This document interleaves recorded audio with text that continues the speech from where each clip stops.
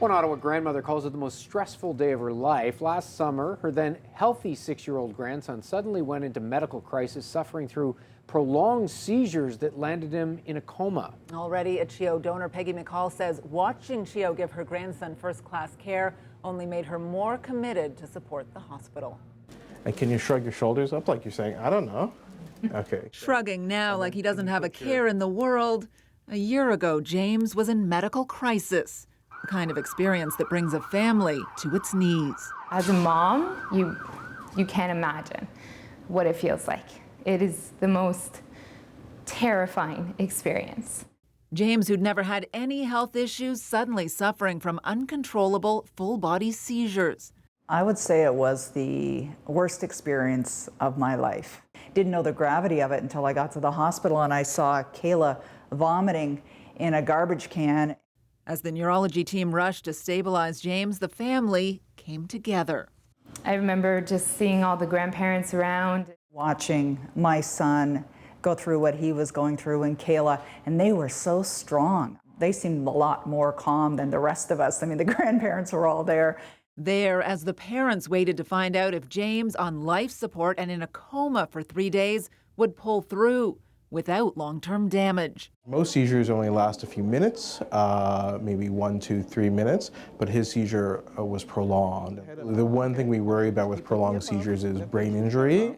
But James and his brain have recovered perfectly. That's great. Excellent. It's great to see them again a few months later and now a year later, and things are still going really well. It's really gratifying. I believe that the nurses and doctors and everybody that was there for us, they made that happen. They made the difference, and they really did save James's life. The entire family grateful to CHEO. They helped me to come back. I always tell James that he is the best part of my life. I can't go that fast, and after I said because you're old. Because you're old. But James's situation isn't what triggered his grandma to give. Peggy was already a generous monthly donor. Because I know they need the help, because there isn't enough funding for everything that they need here. So when that happened to James, that really turned up the volume of my donations. I can just speak for myself. My parents, my children's grandparents, they love their kids, sometimes even seems more than the parents themselves. So we're really appreciative of efforts like that. Peggy says she has 2 words for any grandparent considering giving to CHEO: do it. Why? Because it's the right thing to do, and it's a feel-good thing to do. James, I really love you. Me too. And Peggy McColl and her family have organized a Grandparents' Day fundraiser for CHEO. They're asking you to join them at the Marshes Golf and Country Club Sunday, September 8th from 2 to 6. Anders Hansen, an illusionist from Vegas, will perform. Country music star Kevin Blake Weldon will play. Tickets are $100, and you don't have to be a grandparent to go. Kids are welcome as well.